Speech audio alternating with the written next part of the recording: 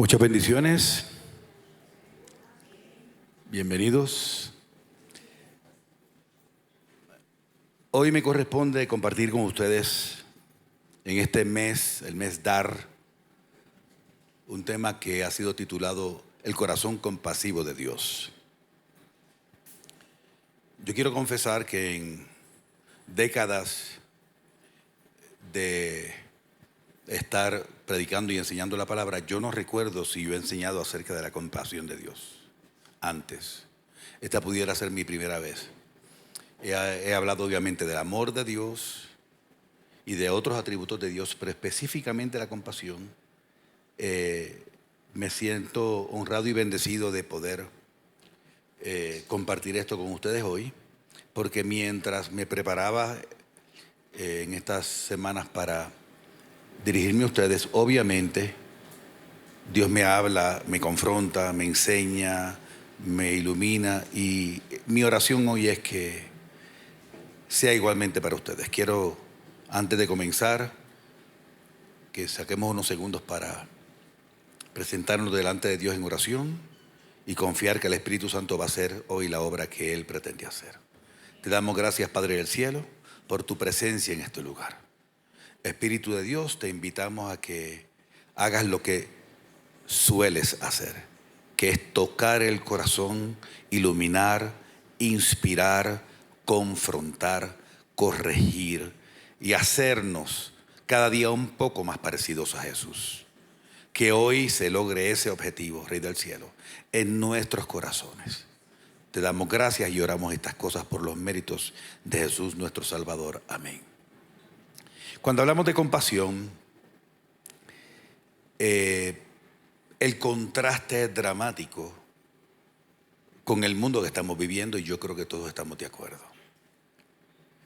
Voy a empezar con un pasaje que Jesús nos trajo en Mateo 24:12, y Él dijo: por haberse multiplicado la maldad, el amor de muchos, dice 23, lo correcto es 24, el amor de muchos se enfriará.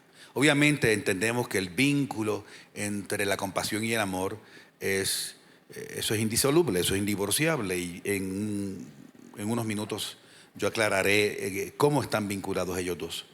Pero estamos en un contexto donde la compasión es nula. Cuando vamos a los extremos y vemos episodios como el del 9/11 hace 24 años, y sabemos que de manera indiscriminada y en minutos murieron casi 3,000 personas por actos de violencia, nos cuestionamos hasta qué punto el corazón del ser humano puede llegar para cometer algo así.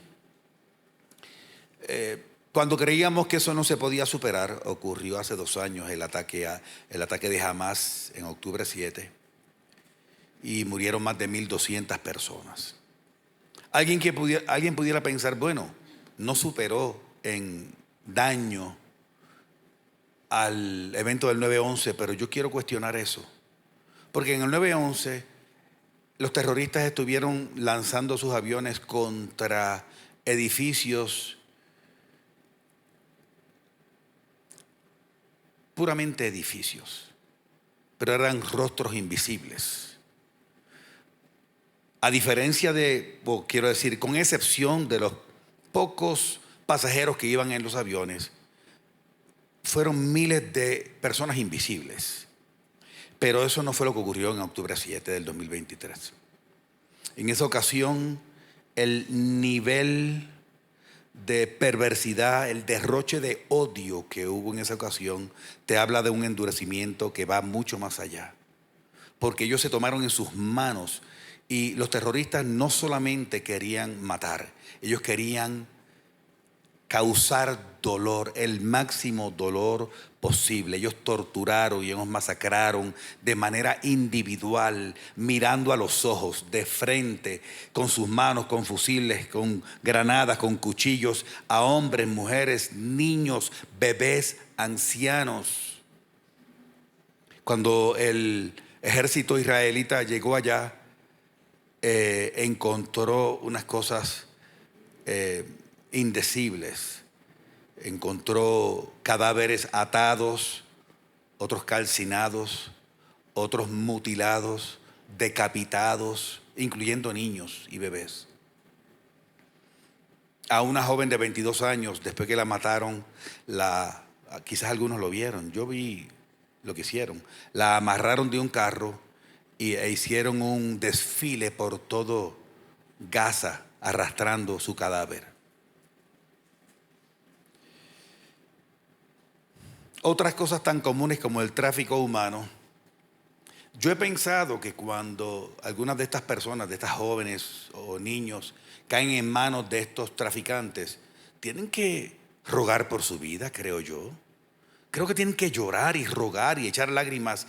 Y ellos tienen que enfrentar esa escena con una dureza difícil de describir. Sin compasión. Yo recuerdo hace muchos años, mi mamá me contó un caso que nunca olvido. No lo vi en los medios, me lo contó ella.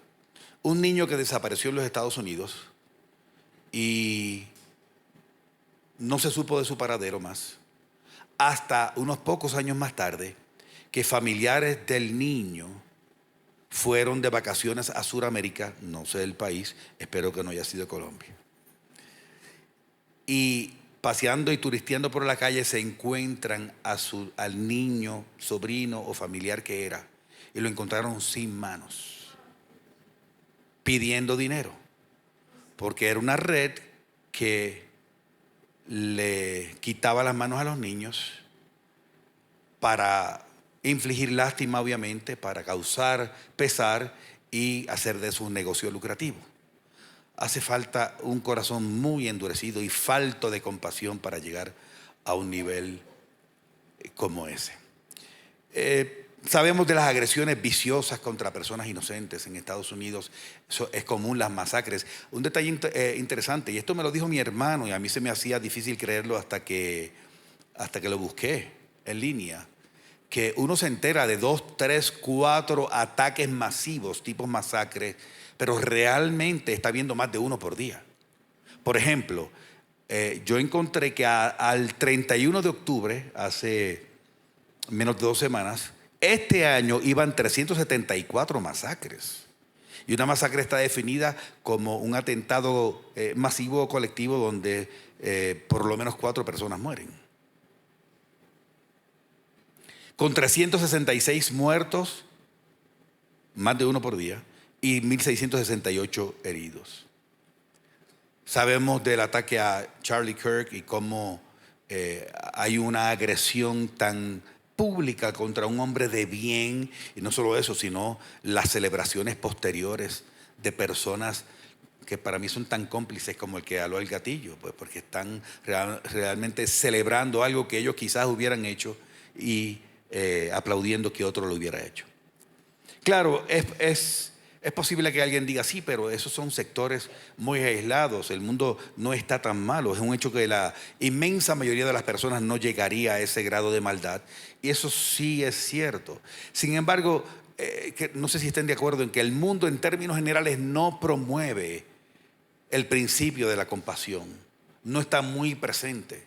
En el mundo de hoy hay mucha información, pero poca sensibilidad. Hay mucho conocimiento, pero poca empatía y poco altruismo. El hombre de hoy es impulsado por una búsqueda frenética, por la felicidad, por el éxito, por el dinero, por las cosas que le hacen presentar a sí mismo a una altura y un posicionamiento delante de los demás. Pero no es tanto la empatía, la generosidad, el amor o la compasión. Claro, aparece la iglesia como baluarte de la verdad. Y decimos, ok, en la iglesia hay compasión. Y yo creo que sí la hay. Sin embargo, yo siento que a veces los creyentes vivimos escandalizados con estas cosas. Y por contraste nos sentimos compasivos. Yo sería incapaz de hacer tal o cual cosa. Por lo tanto, por defecto uno dice, no, pues hay compasión en mi corazón. Y eso hasta tranquiliza nuestras conciencias. Nos creemos compasivos por contraste. Pero yo creo que lo que más nos debe preocupar es la falta de compasión que se puede llegar a vivir en el seno de la iglesia y en nuestro propio entorno, sin que nos demos cuenta. Ser compasivo no es escandalizarnos de esos eventos. De hecho, la compasión genuina nos exige no evaluar esos eventos y criticarlos y decir, uy, cosa tan terrible, es irnos al otro polo. La compasión, esto está polarizado. Está la dureza del corazón y está la compasión no en el centro, sino en el otro lado. La pregunta es cuántos estamos en el otro polo. Yo creo que el cristiano fácilmente puede ser contaminado, y muchos están siendo contaminados por el comodismo, por el materialismo, por el egoísmo, por la insensibilidad. Y esto debemos recordar que va a neutralizar nuestra capacidad de cumplir nuestro propósito. Si al día de hoy tú no has entendido que tú no fuiste en un accidente, sino que fuiste puesto en esta tierra con una intención, con un objetivo y con un propósito, hay cosas que aprender. Y yo creo que muchos creyentes hoy anhelan llegar al mundo entero con el evangelio. Quiero que sepan una cosa, algo que a mí me hace sonreír de esta casa espiritual, que me llena y me hace sentir feliz, desafiado, confrontado, es el espíritu misionero de esta iglesia. No todas las iglesias tienen un espíritu misionero como el de esta. Y yo creo que eso es algo que está impulsado por la compasión. Sin embargo, yo creo que es importante tener visión misionera, pero antes de ir a las naciones, primero estamos llamados a atender el patio de nuestra casa, nuestro entorno. No tiene sentido que yo me vaya a cuidar personas al otro lado del mar cuando no estoy cuidando las presentes. No sé si están de acuerdo conmigo. Y por eso yo desafío a los jóvenes que se están vinculando a las misiones ahora. Estás conectando con una de las actividades más honrosas del reino de Dios. Pero yo creo que es interesante, yo creo que deberíamos evaluarnos cuál es el motor de mi interés en irme a las misiones. ¿No será la aventura?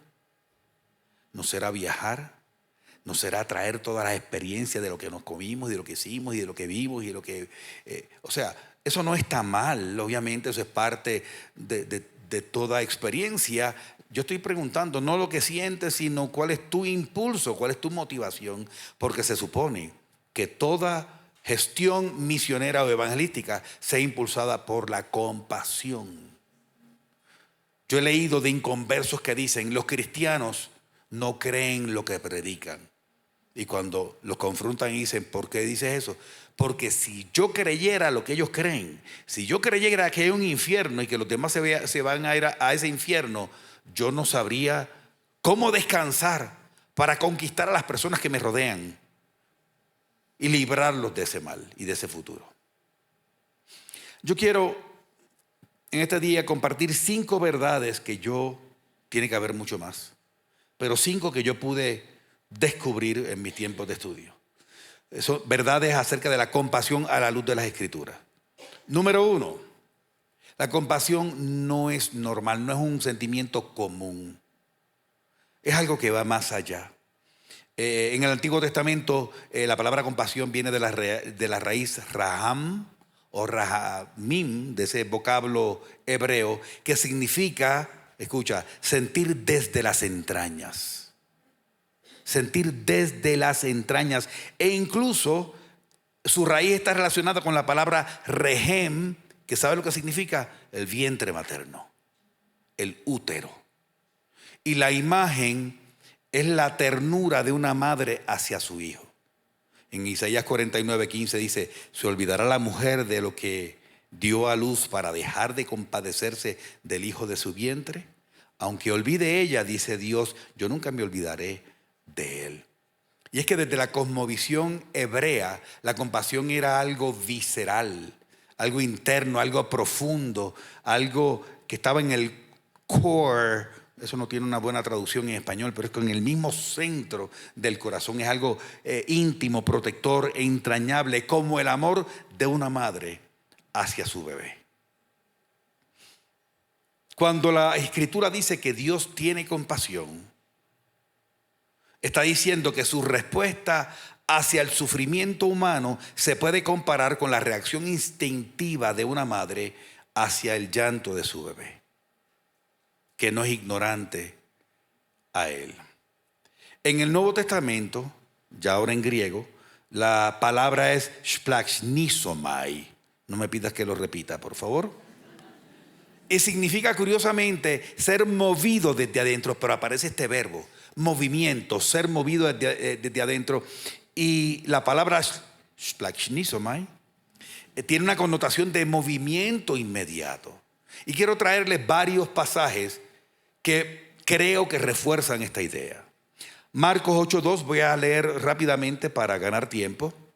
Jesús dijo: tengo compasión de la gente, porque ya hace 3 días que están conmigo y no tienen qué comer.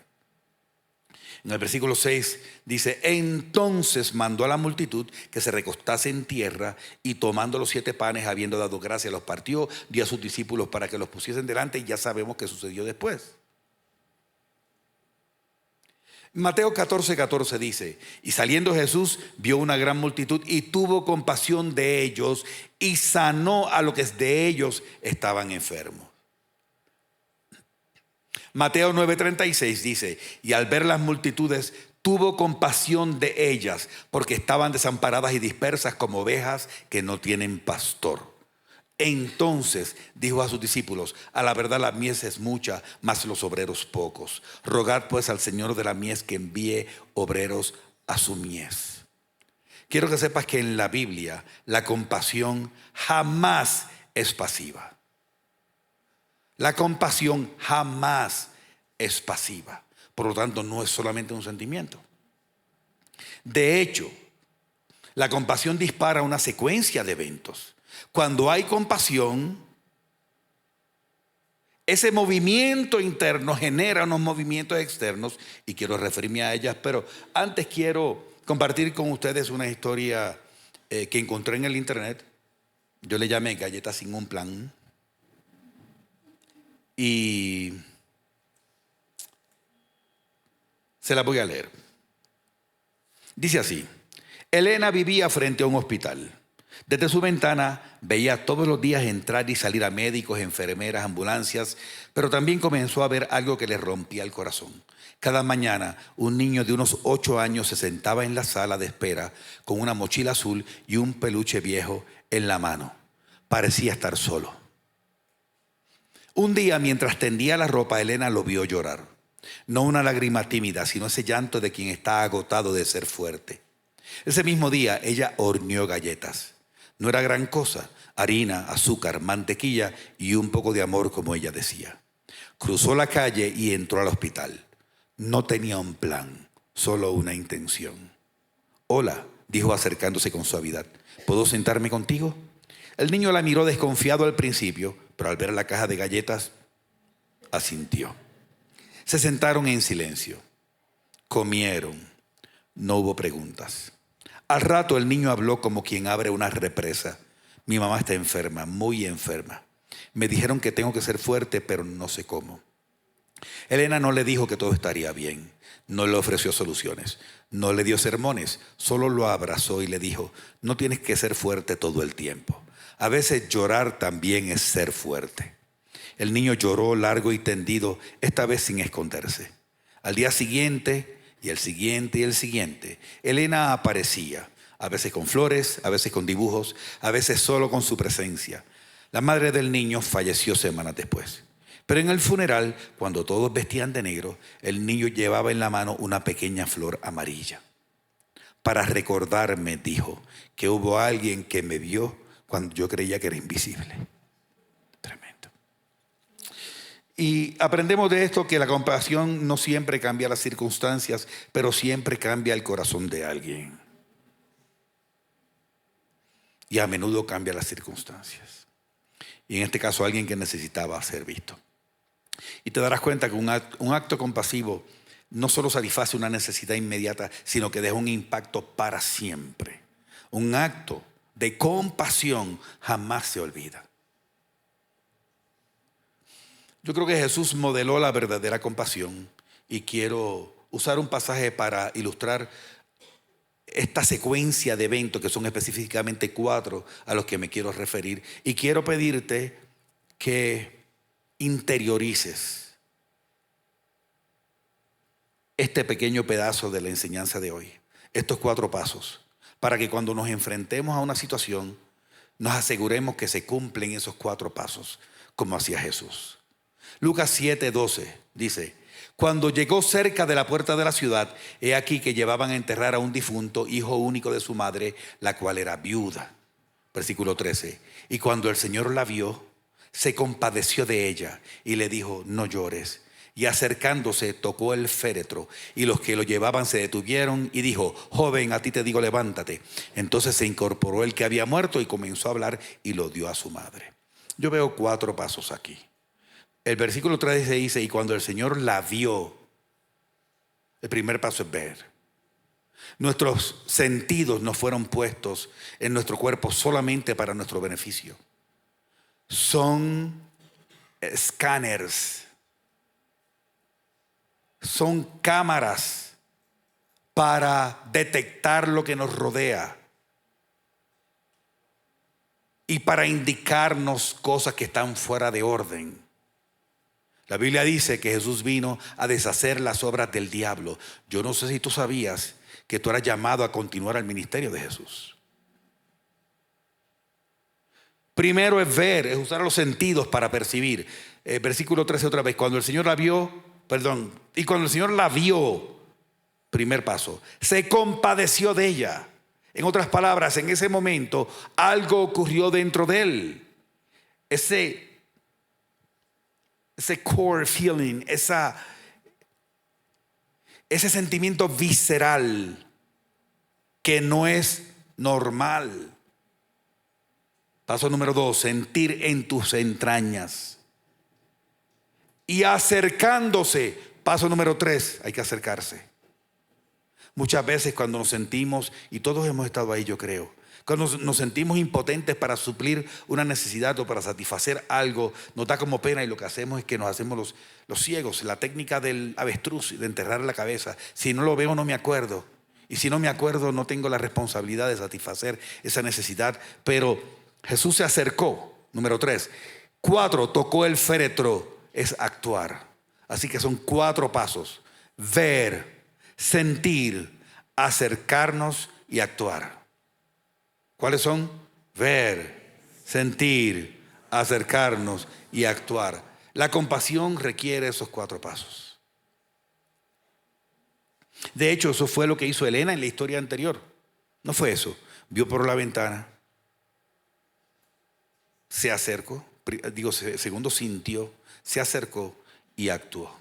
De hecho, fue lo que hizo el buen samaritano. Todos recordamos la parábola. Un hombre fue herido, fue dejado medio muerto en el camino. Pasó primero un sacerdote, un religioso. Fíjate que lo vio, no fue que no lo vio, pero cumplió el primer paso nada más. El que hace todo el mundo, porque no somos ciegos. Lo vio y siguió de camino. Segundo, un levita, otro religioso, lo vio, pero no conectó con el paso número 2, no sintió en sus entrañas y siguió. Quiero que sepas una cosa: si nos metemos en los zapatos del sacerdote y del levita, yo encontraría razones para defenderlos. La vida es compleja. Me está esperando una oveja. Tengo que ir a predicar. Me esperan en un funeral. ¿Sabe Dios cuántas cosas? No tengo tiempo. No lo conozco. ¿Sabe Dios si es un truco? ¿Sabe Dios si ese es un asaltante? Y cuando me acerque me va a hacer daño. Razones hay, pero no aparecen como si se cayeran y se desaparecieran delante de Dios. Solo aparece que no hicieron nada y siguieron su camino.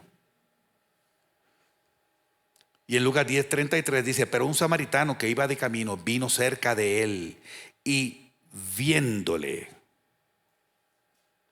fue movido a misericordia. Misericordia y compasión están enlazados, son a menudo lo mismo. Y acercándose, vendó sus heridas. Echándoles aceite y vino y poniéndolo en su cabalgadura, lo llevó al mesón y cuidó de él. Impresionante. Impresionante. Viéndole, fue movido, acercándose, vendó sus heridas. La compasión dispara esos 4 eventos. Si no, no ha ocurrido lo que Dios quiere que ocurra. Yo creo que la compasión, al acercarme a la Escritura, y este es el punto número 3, es que la compasión es parte del carácter y de la esencia de Dios. No voy a abundar mucho, pero todos recuerdan que la primera revelación de Moisés, fue allí ante la zarza ardiente, pero no conocía a Dios. Pero ya poco después de haberle conocido, él decía: Jehová, Jehová, fuerte y misericordioso, grande en misericordia y compasivo. En otras palabras, tremendo.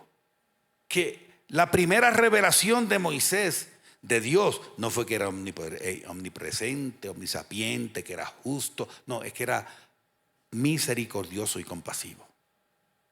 Segundo, el mismo Moisés, cuando se encuentra con ese Dios la primera vez y escucha las palabras de Dios, esas palabras eran: bien he visto la aflicción de mi pueblo que está en Egipto y he oído su clamor de sus exactores, pues he conocido sus angustias y he descendido. Oigo, veo, siento, me acerco. Por lo tanto, envía a Moisés. Dios no observa el dolor humano desde lejos, Dios se involucra. Yo sé que aquí hay mucho, ese punto es controversial, porque el punto más fuerte de los ateos es: si Dios existiera, el mundo no estaría como está. Eso es mucha ignorancia, de hecho. Pero entiendo el razonamiento. Si Dios se supone que es bueno, ¿por qué no interviene y evita el mal? Yo no voy a desviarme por ese lado. ¿Sabes por qué? Porque hay temas que tienen que ver con los tiempos de Dios, el calendario de Dios, el reloj de Dios. Y Dios no satisface todas las necesidades en el tiempo en que nosotros queremos. Yo solo sé que la Biblia dice que Él es compasivo, clemente, misericordioso, benigno y amoroso, y yo le creo. Y Jesús es la compasión de Dios hecha carne. Jesús tocaba a los intocables. Jesús se acercaba a los rechazados.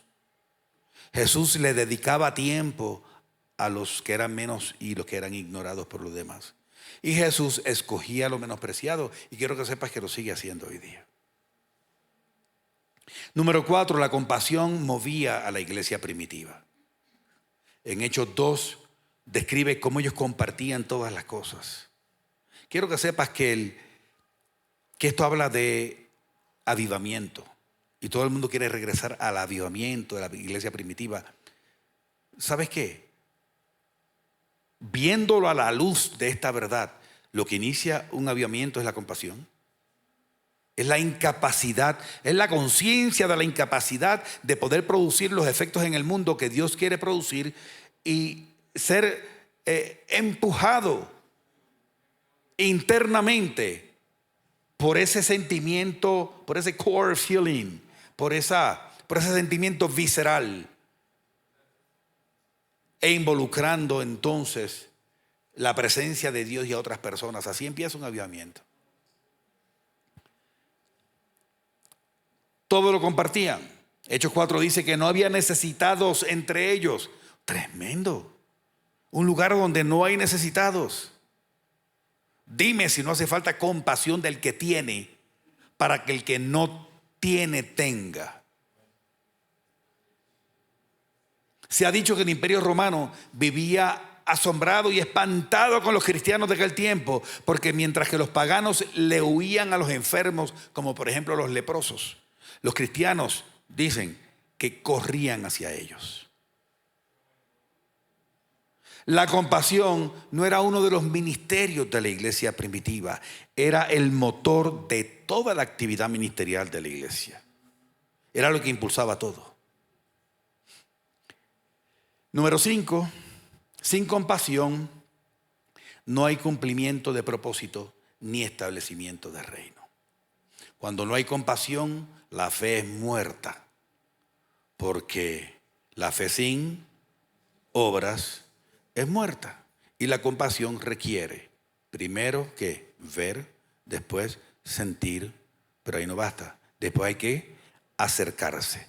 Algunos no se acercan porque saben que son llamados a actuar y están evitando eso. Pero es acercarse y luego actuar. Por lo tanto, la fe es muerta cuando no hay compasión. Cuando no hay compasión, la vida espiritual se vuelve simple teoría hueca. Cuando no hay compasión, la adoración se vuelve pura religión. Recordemos las palabras de Jesús en Juan 13:35. En esto conocerán que sois mis discípulos si tuvieseis amor los unos por los otros. En otras palabras, la señal del discípulo verdadero no es la unción que tenga, no es lo bien que predique, no son los dones, no es el conocimiento que tenga de la Escritura, no es el éxito personal que tenga, es su amor. Y compasión es amor en movimiento. Compasión es amor en movimiento. Amor sin movimiento es como címbalo que retiñe.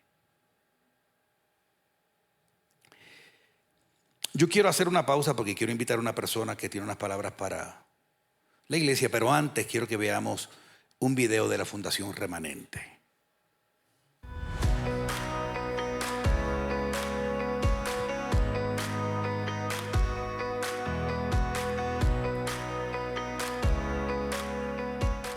Hola, somos Fundación Remanente. Trabajamos desde hace 18 años con niños, jóvenes y familias que viven en contextos con oportunidades limitadas. Esto lo hacemos a través de actividades que promueven hábitos saludables, fortalecen los vínculos familiares y brindan espacios de aceptación, afecto y reconocimiento.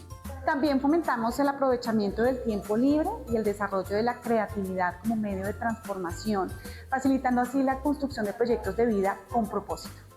Todo nuestro trabajo se fundamenta en principios y valores cristianos, reconociendo a Dios como el centro transformador de cada proceso y a la familia como parte del diseño perfecto para reflejar su amor. Este año, gracias al apoyo de la Red DAR, hemos recibido materiales para nuestros talleres, Biblias y refrigerios. Pero sobre todo hemos contado con sus oraciones y respaldo espiritual, que fortalecen nuestro trabajo y nos recuerdan que no estamos solos en esta misión. Además, la Red DAR ha contribuido a hacer más visible nuestra labor y ha servido como puente para conectar servidores y corazones dispuestos a apoyar, amplificando el impacto de lo que hacemos día a día. Los invitamos a sumarse a la Red DAR para que juntos sigamos impulsando proyectos que transforman vidas y culturas.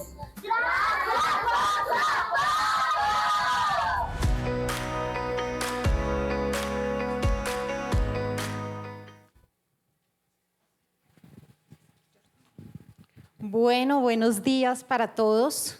Qué alegría poder volver a estar con ustedes en este avance de nuestro mes DAR. Gracias, pastor, por esa prédica que de verdad nos tenía allá con el ojo medio aguado a Paola, a Carlos y a mí. Bueno, para los que hasta ahora se están conectando con esta serie, voy a contextualizarlos un poquito. El mes de noviembre fue el elegido como el mes DAR, dando, amando y recibiendo. Y pues estamos encaminados a eso, a recibir palabra que nos motive a actuar en amor y a reflejar lo que Jesús es en relación a las personas que lo están necesitando.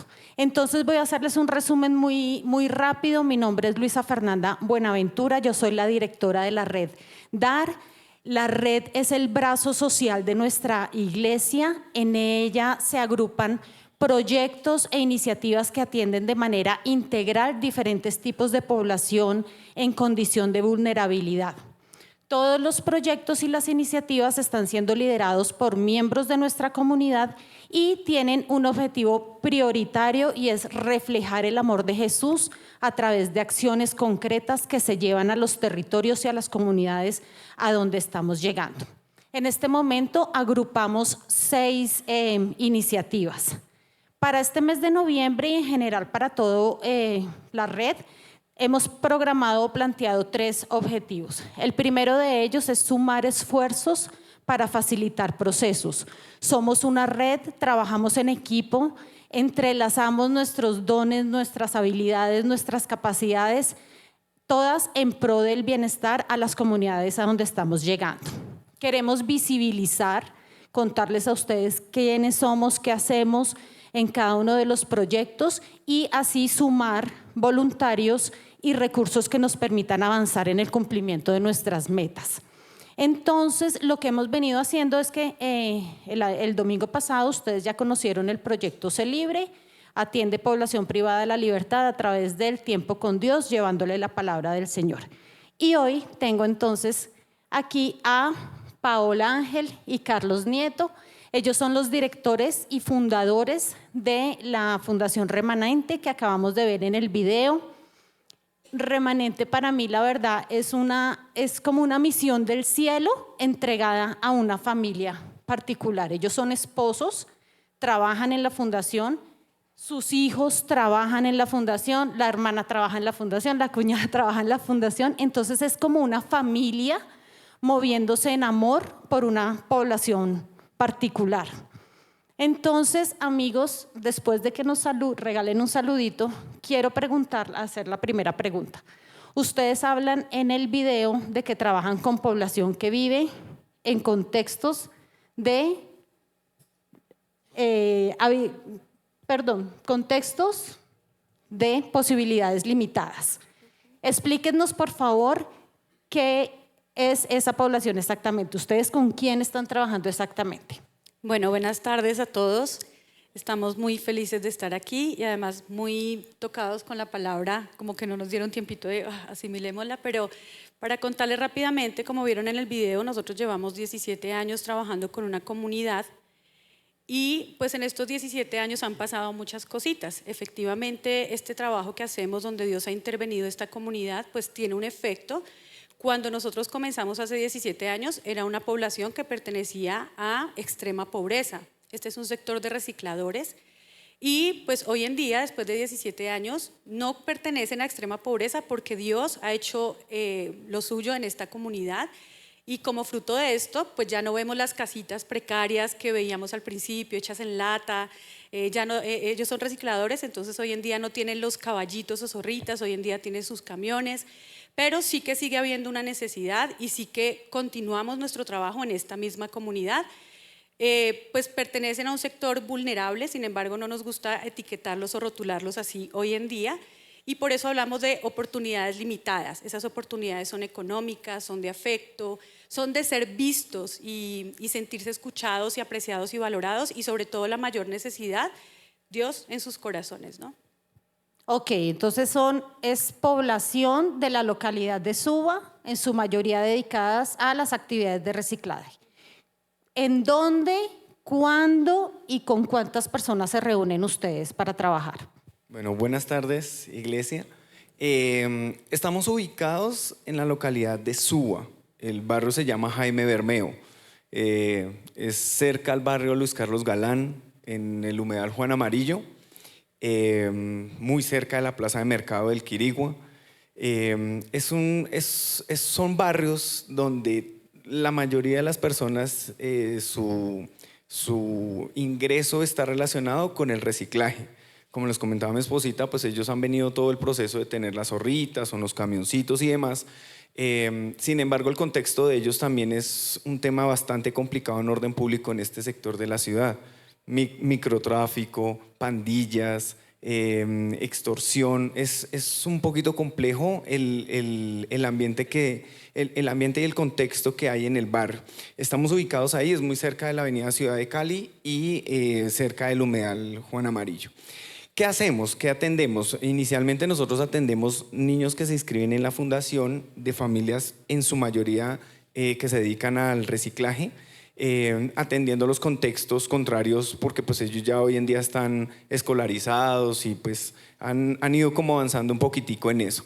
Atendemos básicamente a los niños y en el último tiempo hemos estado incursionando en atender como decíamos esta mañana, como en discipular de una manera mucho más cercana, mucho más llegando mucho más a las casas de los niños. con los papitos. Digamos que la dinámica en la fundación siempre fue atender a los niños inicialmente, pero a través del trabajo que se ha venido haciendo con ellos, pues hemos podido ir avanzando con las familias, con los papitos, inclusive consumidores y demás, que hemos podido como ir atendiendo. Ok. Precisamente ayer tuve la oportunidad de conocer la sede, de estar con la población, con los niños, con las mujeres, y estuvimos hablando de algunas metas que ustedes tienen para cerrar este año de una manera especial con las familias. Están esperando poder celebrar Navidad. Cuéntanos un poquito, Pau, sobre eso. Bueno, todos los años durante este tiempo que hemos estado trabajando celebramos Navidad, entonces pues la campaña que siempre hacemos para esta época es recoger regalos. Los niños hacen sus carticas, ya las hicieron, y ellos escriben allí opciones de regalo que quieren, y buscamos padrinos que quieran tener una de estas cartas para que compren el regalo. Y en el evento que hacemos de cierre en diciembre, en donde ellos además hacen una muestra musical, porque digamos que el fuerte de nosotros es brindarles espacios de aprovechamiento de tiempo libre a través de las artes, de las manualidades, de aprender un oficio. Entonces tenemos nuestro taller de música, y pues en diciembre hacen como su muestra musical, invitamos a los papitos, es un tiempo muy en familia, y entregamos los regalos y también les damos una cena navideña, que generalmente es una cajita feliz. Entonces estamos buscando apadrinamientos para regalos y para la cena navideña. Ok, listo. Y para el 2026 ya también tenemos metas y proyecciones claras. Sí, digamos que dentro de las necesidades, no sé si quieras empezar con... Sí, digamos que una de las necesidades primordiales en la fundación es financiera. Tenemos una sede alquilada donde atendemos a los niños más o menos cada 8 días. Una sede, pues la sede implica el arriendo, los servicios, la manutención. De hecho, en este momento estamos necesitando el tapetico, un tapete como de plástico que le ponemos porque pues es en cemento el piso. Pero digamos que una de las necesidades básicas que siempre hemos tenido es el tema financiero para poder sufragar los talleristas, el mantenimiento de la sede, el arriendo y pues poder crear como el espacio donde ellos estén. Y pues también empiezan a surgir necesidades, como dice Luisa, en el día a día, en la cotidianidad. Entonces, pues como les menciona mi esposito, dentro de esas necesidades puntuales, ahorita tenemos, pues tú viste el tapete, la casa realmente pues está así regular, entonces no tenemos piso, pusimos un tapete plástico que con el uso pues se ha venido dañando. También dentro de las necesidades, pues la Red Dari, queremos agradecer, pues nos ha venido supliendo las Biblias que ustedes vieron allí, refrigerios, siempre se les da refrigerio tanto a los papás como a los niños, porque creemos que es una forma de abrazarlos también. Entonces refrigerios es otra necesidad que tenemos y a través de la cual ustedes pueden colaborarnos, y pues realmente todos los planes, las campañas o los proyectos para que ustedes puedan ayudar los pueden encontrar en la página, porque hay muchas formas en las que ustedes pueden ayudarnos y toda la información la pueden encontrar en nuestra página.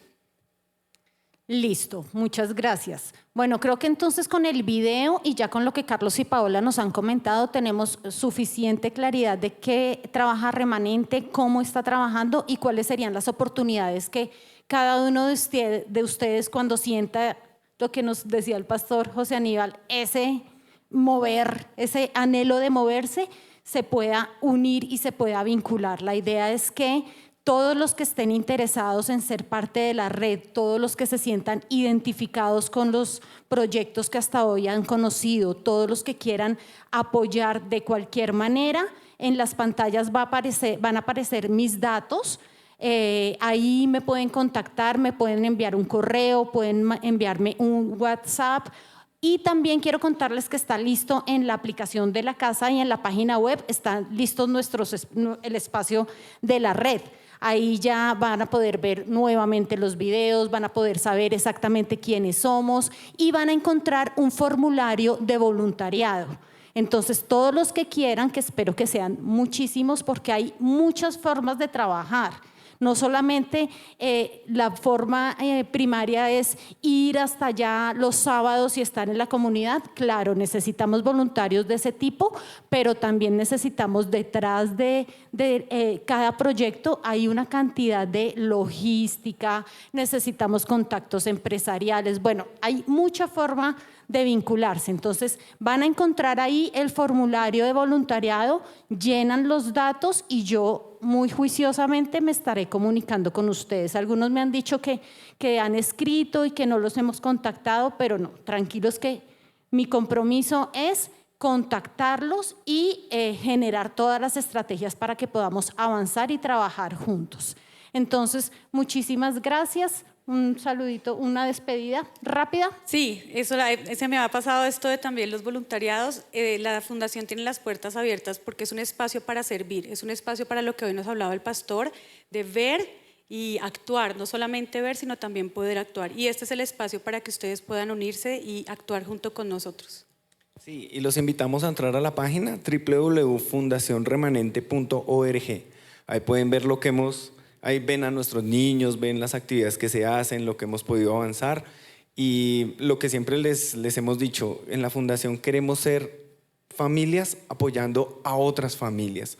Son familias que necesitan del amor de Dios, conocer del Señor, para que esa falta de oportunidades que quizás tienen las puedan ver de otra manera y puedan avanzar, y que generación a generación ellos vayan como saliendo de esos círculos de pobreza, esos círculos que los han envuelto, y que el Señor pues pueda llegar a esas familias. Entonces, de verdad les agradecemos mucho y muchísimas gracias.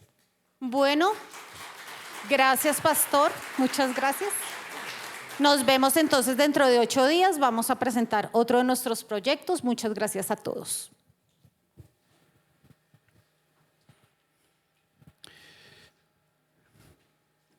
Aplicando lo que aprendimos, ya vimos, confío que el Espíritu Santo movió a personas que escucharon lo que nuestros hermanos plantearon. ¿Y cuál es el tercer paso? Acercarse.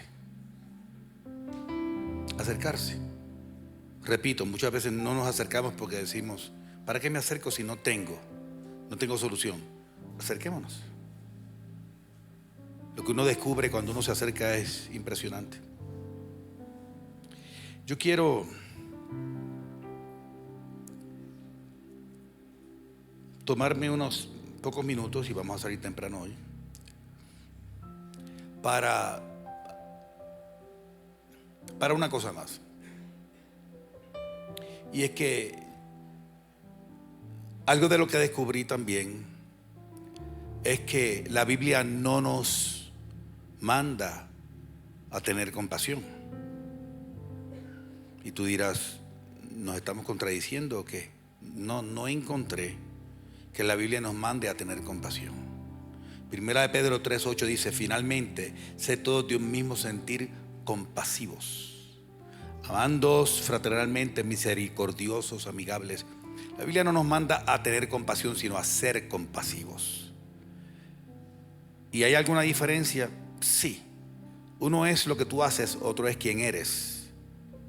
Tiene que ver con identidad. Sé compasivo, porque toda persona compasiva está involucrada en actos de compasión. Lo demás es artificial. Yo puedo fingir compasión, yo puedo crearla convenientemente, yo puedo unirme solidariamente, pero ser compasivo es lo único que tiene como raíz una compasión genuina como la de Jesús, y estamos llamados a ser como Él. Y yo creo que cuando la compasión no fluye es porque hay algo que lo está obstaculizando. Debes entender que tú eres compasivo. ¿Tú sabías eso? Habrá quien diga, no, la verdad es que me siento confrontado, yo no siento ser compasivo. Si Cristo vive en ti, tú eres compasivo. Si no sientes que la compasión fluye, es que hay algo que lo está obstaculizando. Y te quiero comentar algunas, y me quiero quizás concentrar en una nada más, pero la voy a mencionar. Una razón por la que a veces no fluye la compasión es por modelos tempranos en la crianza nuestra. Depende de los modelos que vimos. Si nuestros padres o las personas que nos rodearon no mostraron una tendencia compasiva, lo aprendemos también. A lo mejor tenemos la tendencia, pero nos acostumbramos porque está el principio de la inmersión, que dice que tu entorno te forma y hace más en ti de lo que tú crees. Y muchas veces hay personas que desarrollan un tipo de coraza emocional por esos modelos que vivió. Simplemente repite la hazaña, simplemente repite la conducta. En mi casa, por ejemplo, mis papás, yo tuve un hogar que yo siempre consideré un hogar modelo. Mis papás, modelos, no eran cristianos hasta el final de sus tiempos. Pero me crié con padres que no eran cristianos. Mi papá decía que era ateo. Sin embargo, era un hombre extraordinario. En mi casa yo nunca, jamás escuché una grosería. Jamás, ni una vez en toda mi vida. Yo no escuché una grosería, una mala palabra. Mi papá nunca se tomó una cerveza. En mi casa no entraba ningún tipo de licor. Cuando yo era niño recuerdo que él fumaba, pero recuerdo que abandonó el vicio del cigarrillo. Y lo abandonó de golpe, de un día para otro. Pienso yo que para modelarnos a los hijos. Era espléndido y generoso y abundante con los de su casa. De la puerta para afuera no había nada para nadie. Era solo para todos. Abundante pero espléndido, pero hacia afuera no. Y yo quiero confesar que yo heredé eso. Yo he tenido que luchar con eso, de compadecerme de aquel que no conozco, compadecerme del extraño. La Biblia dice que Jesús, cuando se le acercó el joven rico, mirándole, le amó y lo confrontó. Qué tremendo. Todo movimiento de Dios está basado sobre la base del amor. Segundo, influencias culturales o sociales. Hay culturas que son hipercompetitivas, donde la mentalidad es cada uno se las arregla solo. Hay ciertos estándares de éxito que están centrados en el logro y que piensan que la empatía es improductiva. Eso es pérdida de tiempo y es injusta. Meritocracia.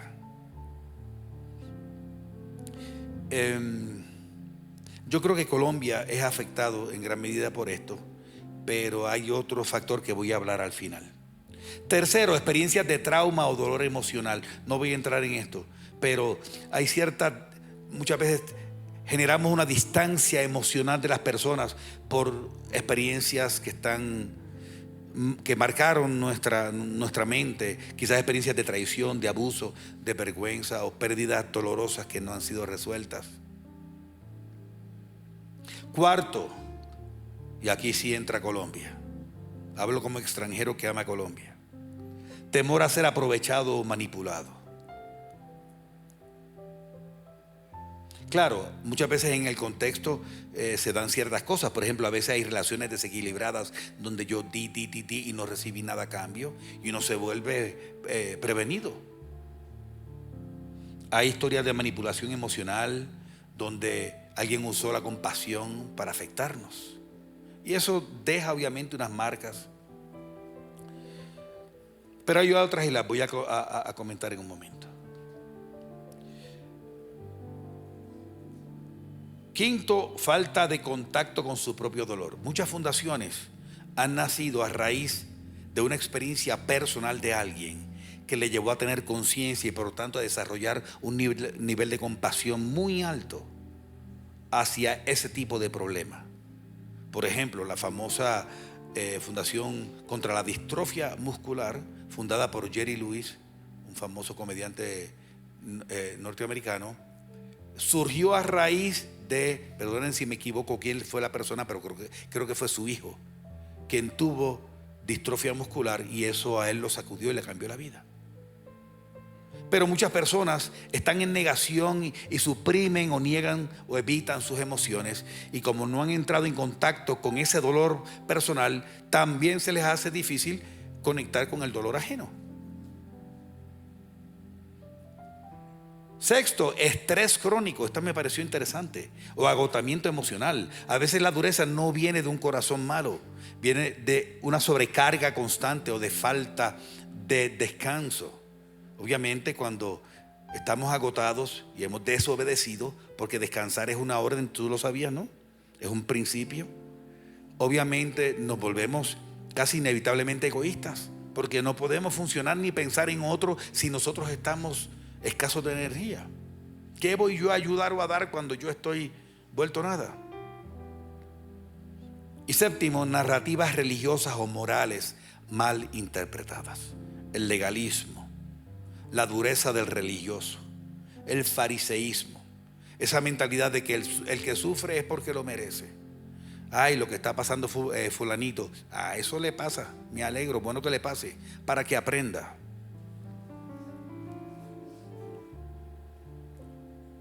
Lugares donde se enfatiza más la disciplina que la misericordia. Quiero que sepas que todas las personas por las que Jesús tuvo compasión fueron pecadores. Y no descarto que muchos de ellos se buscaron el problema. Bueno, no que no lo descarto, es que fue así. Vete y no peques más para que no te venga algo peor. Pero él atendía con pasión la necesidad inmediata. Y quiero cerrar hablándole a mis hermanos colombianos de lo que no me acuerdo si yo mencioné esto en mi oportunidad anterior. Es posible que sí, no recuerdo. Pero algo que yo he notado es que el colombiano en términos generales es muy prevenido, muy desconfiado. Todo el tiempo tiene miedo de que le metan un gol. Por eso son tan futbolísticos. Todo el tiempo, en la calle, en negocios, en relaciones, mucha desconfianza. Yo lo entiendo, porque eso ha venido a raíz de malas experiencias. Y pues viene la famosa frase: cuidado que el vivo vive del bobo. Y entonces, como uno no quiere ser bobo, hay que volverse vivo. Pero como parte de esa viveza hay un egoísmo, hay una prevención y hay una dureza de corazón. Tú sabes que para ser vivo tienes que ser duro de corazón. Entonces hemos sido moldeados por un error, porque en Romanos 12 se nos manda a cambiar nuestra forma de pensamiento y a moldarnos a un nuevo sistema. No se supone que nosotros sigamos no solamente pensando, sino sintiendo como antes. Estamos llamados a hacer un cambio paradigmático y movernos en dirección de las verdades eternas que Dios nos da en su palabra. Y una de ellas es la compasión. ¿Cuántas veces se nos ha acercado a alguien pidiendo ayuda en la calle y enseguida tememos que sea un fraude, que es una mentira? Y son ciertas. Yo me he pillado personas que me piden con una historia y hasta con un certificado médico, y me los he encontrado 3 meses después con la misma historia, pero me refiero a una historia que se supone que pasó esa mañana. No, mire que esta mañana, que si mi hijo que ha ido al hospital, y 3 meses después me lo encuentro en el mismo semáforo. Y no te da. Entonces eso endurece.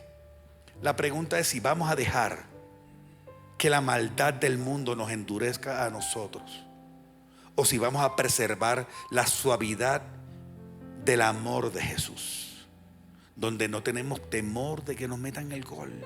¿Sabes qué? No importa. Hay algo que a mí me encanta de la mentalidad comercial norteamericana. En Estados Unidos, tú llevas algo a la tienda a cambiar al final, lo vas a suponer 3 días después, 1 semana después, y no te preguntan nada. Y a lo mejor tú dices, no, es que me falló, es que tal cual cosa, es que... Y te dicen, sí, qué pena. Y por dentro están diciendo, yeah, right. ¿Cómo no? Y es que la mentalidad es, el cliente siempre tiene la razón, no importa que nos metan el gol. Así mismo lo piensan ellos, no importa. Pero es que devolvió algo que realmente fue que le dio un mal uso. No importa. Hay algo que es más importante. En el caso de ellos, la imagen de la empresa, servicio al cliente. Todo el mundo compra más confiado porque sabe que más adelante puede devolver si en algún momento está insatisfecho. Nosotros debemos tener la misma mentalidad, pero por otra motivación, porque honra a Dios. ¿Sabes qué? Alguien vino a pedirte para comida y era para droga. Te voy a decir lo que opino, no importa. ¿Sabes por qué? Porque no sabes. Y termino con esta historia. Un amigo personal, un gran hijo de Dios, era un líder de la iglesia que yo pastoreaba en Charlotte. Me contó lo siguiente. Él me dice que él vivía en otro estado antes, y fue un momento donde hubo una catástrofe, no me acuerdo dónde fue, en algún país de Sudamérica. no sé si fue un terremoto, algo sucedió, que su iglesia movilizó a muchas personas para dar donaciones y enviarlas. Y él fue parte del equipo que viajó al país a hacer las entregas. Y él era coordinador de camiones y de una serie de cosas. Entonces él dice que se agolpaba el público, la gente necesitada, y ellos venían al camión y lo abrían y empezaban a darle, y era una fila, y ellos le daban y le daban. Y él se pilló a alguien que estaba haciendo fila 3, 4, 5 veces.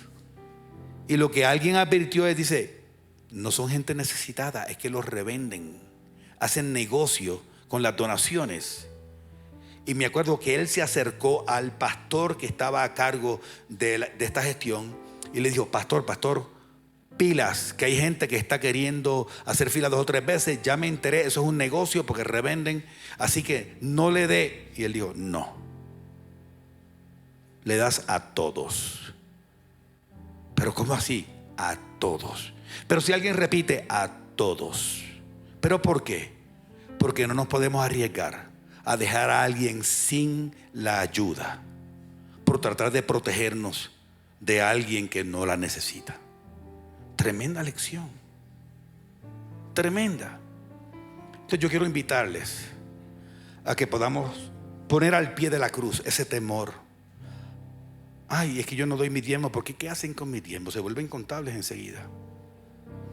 Esta iglesia, yo creo que las ofrendas y los diezmos no se ven en los carros de los pastores, se ven en las obras, en los ministerios, en la vida que se respira dentro de la iglesia, en el gozo, en las manos levantadas, en el fruto, en las conversiones, en las misiones y en tantas cosas. Quiero orar por la iglesia, la casa, si me permiten. Vamos a estar de pie unos instantes.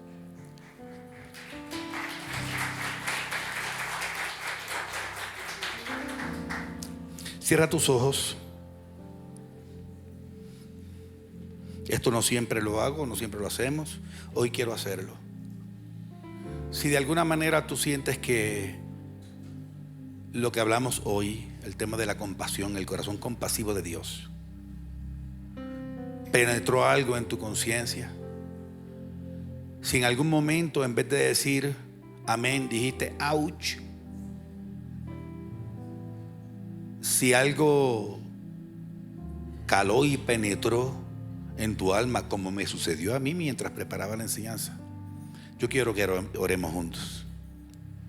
Y como un acto de atrevimiento y de transparencia, si eres uno de ellos conmigo, levanta tu mano derecha y voy a orar por ti. Padre del cielo, te doy gracias por la iglesia y la casa. Gracias, mi Dios, por el Espíritu que aquí se pasea, visita continuamente y golpea y penetra el corazón de tus hijos. Gracias por una iglesia misionera, generosa, sembradora.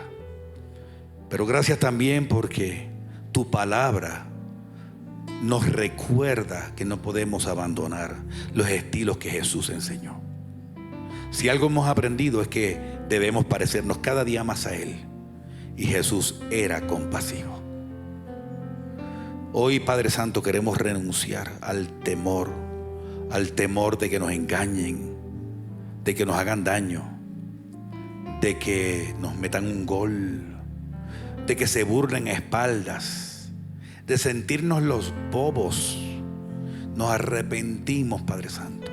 Y en este momento cada uno de tus hijos con la mano en alto se arrepiente de haber optado por la dureza, por temor a no ser defraudado. Renunciamos también a los modelos incorrectos de falta de compasión.